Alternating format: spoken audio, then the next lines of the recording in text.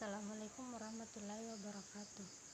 Perkenalkan, nama saya Indah Febrianti. Di sini saya akan menjelaskan tentang pembidayaan. Yang pertama yaitu definisi pembidayaan. Definisi pembidayaan adalah sebuah upaya yang dilakukan sebagai salah satu pertolongan pertama pada cedera atau trauma yang mengakibatkan fraktur atau dislokasi pada sistem muskuloskeletal. Yang kedua yaitu tujuan. Yang pertama, menopang bagian tubuh. Yang kedua, mengkoreksi atau mencegah deformitas. Ketiga, memberikan kestabilan. Keempat, memungkinkan pemasangan traksi. Kelima, memberikan pertolongan pertama pada fraktur ekstremitas. Yang keenam, melakukan terapi terkilir, sprain, dan renggangan atau strain. Ketujuh, mengurangi rasa sakit. Kedelapan, pencegahan kerusakan jaringan diakibatkan oleh cedera tersebut sambil menunggu tindakan selanjutnya. Yang ketiga yaitu persiapan. Yang pertama, persiapan perawat. Kedua, persiapan pasien. Ketiga, persiapan lingkungan. Yang keempat, persiapan alat. Yang pertama, handscoon. Kedua, masker. Ketiga, spal atau bidai sesuai ukuran. Keempat, kasa. Yang keempat, kasa balutan panjang. Kelima, plaster. Keenam, pembalut elastis yang berukuran 15 cm dan 7,5 cm. Ketujuh, mitela 8 buah. Kedelapan, gunting.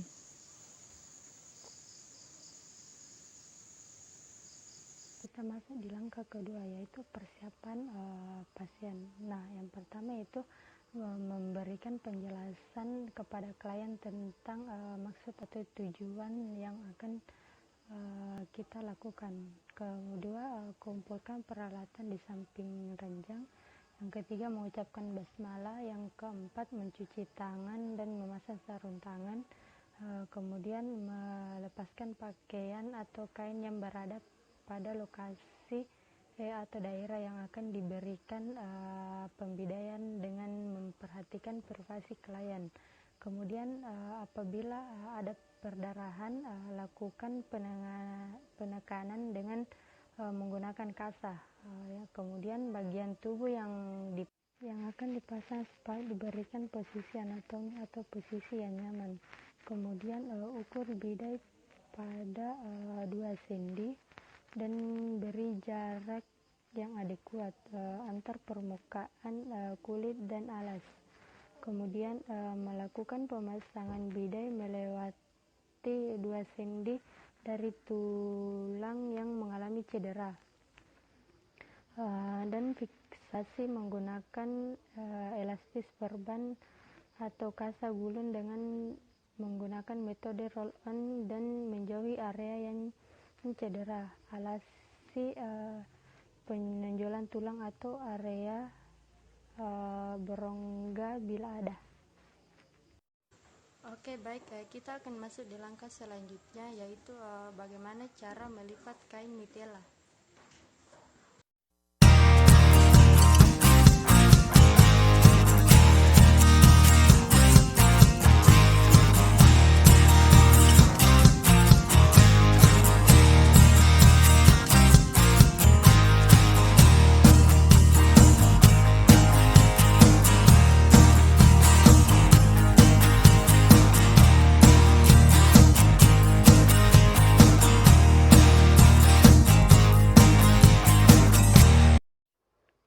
Pembalutan pertama pada bagian kepala.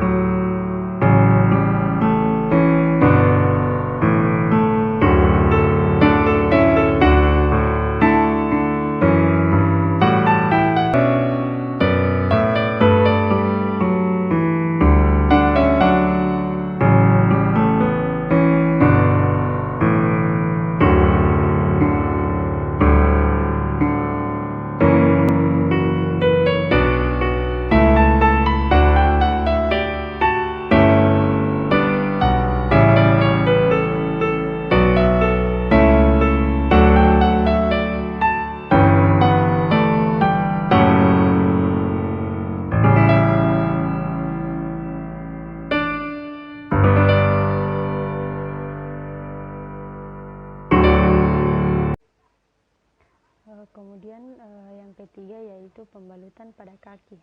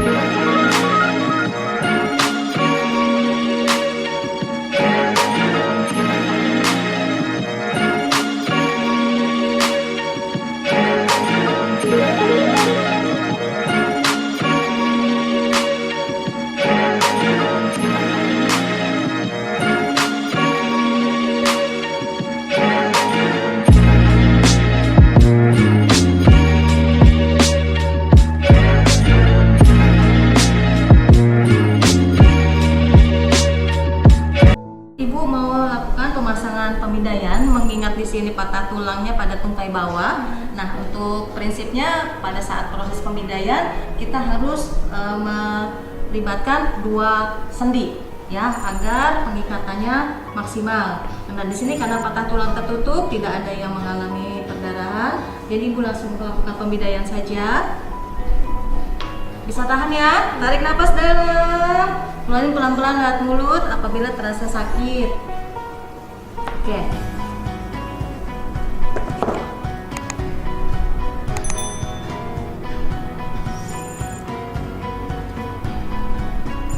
Tadi sedang aktivitas apa? Kok bisa kesandung? Pasti main HP ya sambil jalan ya.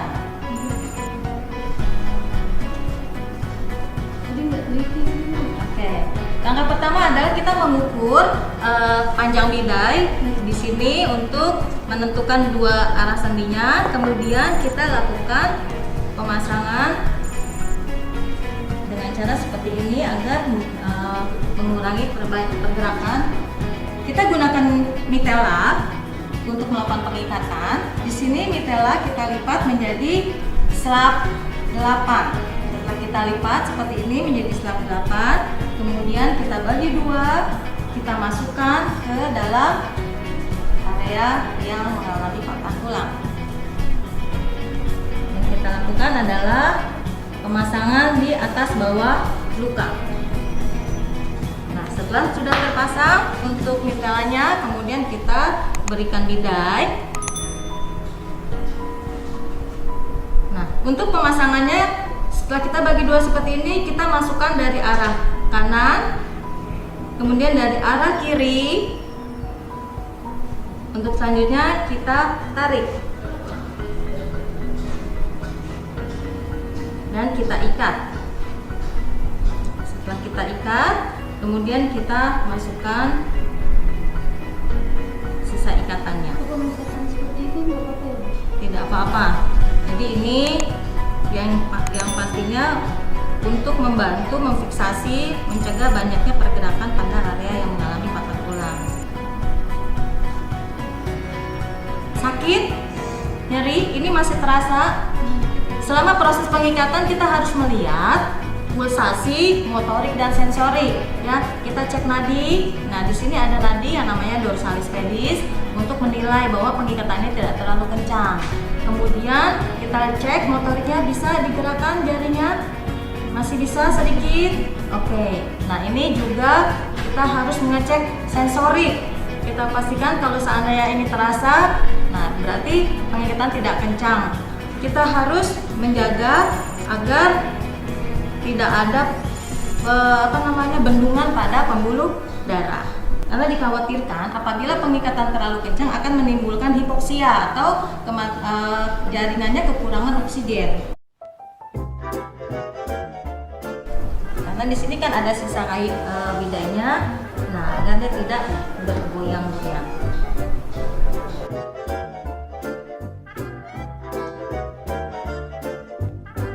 Selanjutnya tinggal tunggu. Oke, untuk selanjutnya nanti akan ibu hubungi untuk kita membantu proses evakuasi pada saat sekarang menuju ke tempat rujukan rumah sakit. Oke. Setelah melakukan tindakan pembedaian, kita harus 1. Meninggikan ekstremitas yang telah terpasang dengan bidai. 2. Melakukan pengecekan neovaskuler setelah dilakukan pemasangan bidai. 3. Instruksikan pasien dan keluarganya melaporkan segala rasa tidak nyaman atau perubahan warna kulit. 4. Lepaskan dan pasang tali bidai jika nyeri terus ada dan timbul bengkak.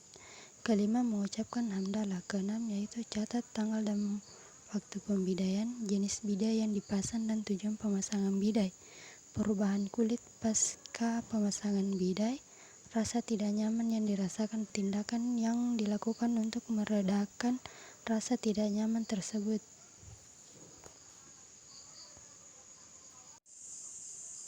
Sekian dan terima kasih. Itulah hasil video saya tentang pembidaian. Assalamualaikum warahmatullahi wabarakatuh.